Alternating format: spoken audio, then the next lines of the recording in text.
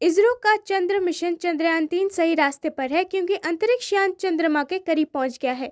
चंद्रयान-3 चंद्रमा मिशन ने 20 अगस्त को अपने दूसरे और अंतिम डी बूस्टिंग ऑपरेशन के सफल निष्पादन के साथ एक महत्वपूर्ण मील का पत्थर हासिल किया। मॉड्यूल ने 25 किलोमीटर इंटू 134 किलोमीटर पर चंद्रमा के निकटतम दृष्टिकोण के साथ खुद को एक कक्षा में स्थापित किया। ये कक्षा चंद्रमा के अज्ञात दक्षिण ध्रुवीय क्षेत्र में एक सॉफ्ट लैंडिंग प्रयास के लिए मंच तैयार करती है। यदि यह मिशन सफलतापूर्वक संचालित हुआ तो भारत चंद्रमा के दक्षिणी ध्रुव पर पहुंचने वाला पहला देश बन जाएगा। 14 जुलाई को देश ने श्रीहरिकोटा के सतीश धवन अंतरिक्ष केंद्र से चंद्रयान-3 के ऐतिहासिक प्रक्षेपण को देखा। बिहार के अररिया के स्थानीय लोगों ने पत्रकार विमल कुमार यादव की हत्या के खिलाफ कैंडल मार्च निकाला। मार्च में बड़ी संख्या में लोग शामिल हुए और राज्य सरकार के खिलाफ नारे लगाए। प्रदर्शनकारियों ने बिहार के सीएम नीतीश कुमार से अपने पद से इस्तीफे की मांग की। गौरतलब है कि मृतक पत्रकार की 18 अगस्त को अज्ञात हमलावरों ने उनके घर पर कथित तौर पर गोली मारकर हत्या कर दी थी।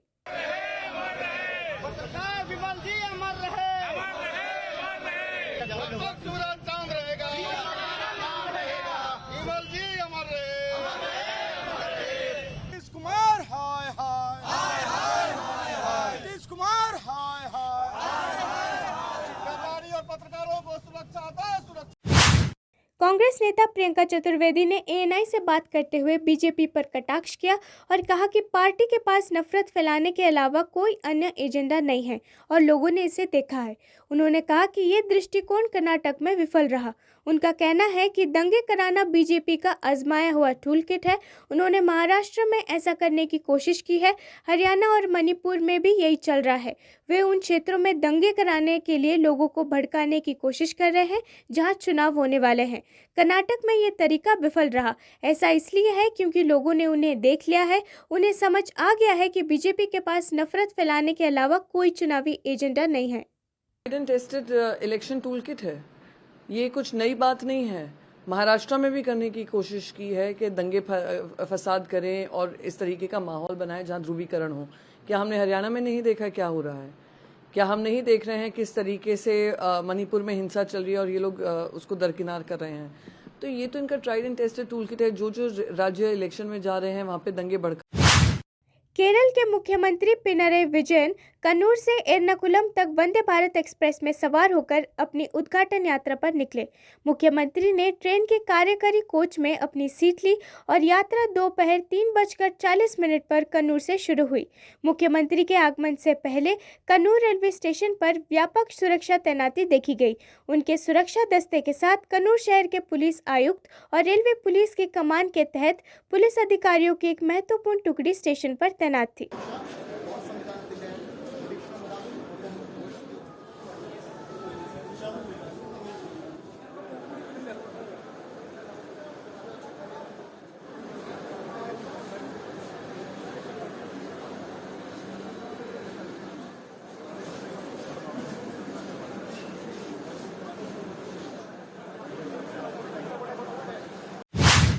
त्रिची एयर कस्टम्स ने दुबई से त्रिची की यात्रा कर रहे एक व्यक्ति से सोने से जड़े 7 लुंगियां बरामद की, जिनकी कीमत 16.64 लाख रुपए है।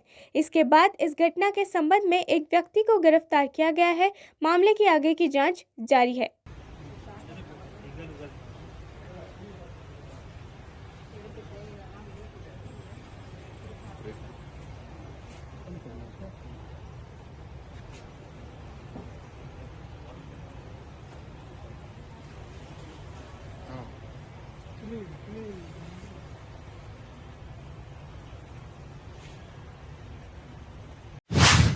तमिलनाडु की राजधानी चेन्नई के कई हिस्सों में 19 अगस्त को भारी बारिश हुई।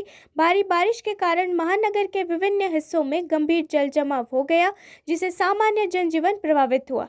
चेन्नई के निवासियों को गंभीर परेशानी का सामना करना पड़ा क्योंकि दुकानों में भी पानी भर गया। हालांकि बारिश से लोगों को चिलचिलाती गर्मी से काफी राहत मिली।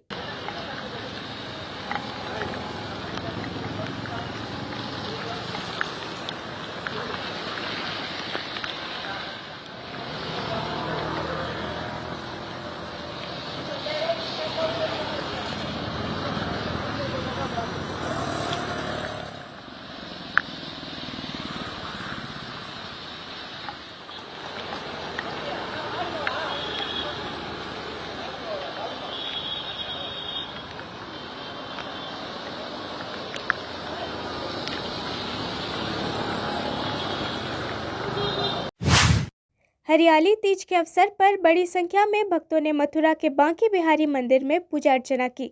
हरियाली तीज श्रावण मास की शुक्ल पक्ष तृतीया को मनाई जाती है। हरियाली तीज का त्योहार हिंदू धर्म में बहुत महत्व रखता है, क्योंकि इस दिन भगवान शिव ने माता पार्वती को उनकी कठोर तपस्या के बाद अपनी पत्नी के रूप में स्वीकार किया था। इस त्योहार को शिव और शक्ति के पुनर्मिलन के रूप में भी मनाया जाता है। अपराध जांच विभाग सीआईडी के गांधीनगर के एडीजीपी राजकुमार पांड्ये ने उन आरोपों को खारिज कर दिया कि एक कथित चीनी नागरिक ने राज्य का दौरा किया और 9 दिनों की अवधि में 1200 लोगों से 1400 करोड़ रुपए ठग लिए। उनका कहना है कि कुछ नेताओं द्वारा लगाए गए आरोप झूठे हैं। हमारी जांच के अनुसार ये 14,000 करोड़ रुपए के नुकसान के बजाय 3.54 करोड़ रुपए का नुकसान था। पीड़ितों की संख्या लगभग 1,175 थी, जिन्हें औसतन 22,000 से 30,000 रुपए का नुकसान हुआ। तो yesterday जो allegations हुआ था some politician की तरफ से, वो बिल्कुल गलत है। As per our investigations, जो 14,000 crores लॉस हुआ बता रहे हैं वो गलत है। 3.54 crores का लॉस हुआ था। लगभग 1175 विक्टिम्स थे गुजरात से। उनका एवरेज 22-30,000 के बीच का लॉस था। और against that we have already freeze 16 crores के ऊपर का पैसे फ्रीज कर दिए। एंड दूसरा एलिगेशन था गुजरात पुलिस इन्वॉल्व है, वो गलत है। गुजरात पुलिस कभी इन्वॉल्व नहीं, किसी ऐप के प्रमोट किया नहीं, किसी ऐप का एडवर्टाइज किया नहीं। वो कोई भी एविडेंस के बिना निराधार बात है। थर्ड है that person alleged Chinese he had visited Gujarat बताए, वो भी गलत है। ईस्ट कोस्ट रेलवे ट्रेन दुर्घटनाओं और मौतों को रोकने के लिए हाथियों के आवागमन वाले क्षेत्रों में घुसपैठ का पता लगाने वाली प्रणाली आईडीएस लागू करने के लिए तैयार है। आईडीएस रेलवे पटरियों के पास आने वाली हाथियों का पता लगाने में मदद करेगा और स्थानीय पायलट, स्टेशन मास्टर, स्टेशन प्रबंधक को भी अलर्ट भेजा जाएगा, ताकि पूरे लूप में हर किसी को जानकारी हो कि ट्रैक पर एक हाथी है।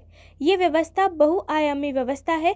इससे ये समझने में मदद मिलेगी कि ट्रैक पर कोई बोल्डर गिरा है या नहीं। मान लीजिए कि आसपास भूस्खलन हुआ है या आसपास कोई खुदाई गतिविधि है। Detection system, IDS. It is deploying optical fibers throughout the 200 kilometers that we expect, and we also know that these 200 kilometers have elephant caution orders already in place. Elephant caution orders means the trains have been asked to move slowly in those areas, because those are frequently the movement of elephants is there in those sections. These sections are mainly in Sambalpur division and Khurda Road division of East Coast Railway. What this system does is it deploys around 60 kilometers of optical fiber in one system. It has 60 kilometers of optical fiber. What it will do is it will pass a laser through the optical fibers. There is a Rayleigh scatter effect. This is a technical term where the optical fiber will detect if there is some intrusion over the optical fiber. Suppose there is a elephant passing onto the tracks. It will understand from the system that this scatter means, suppose there is a disturbance in the scatter feedback of the laser. So it will understand that there is an elephant entering into the track. So that alert it will send to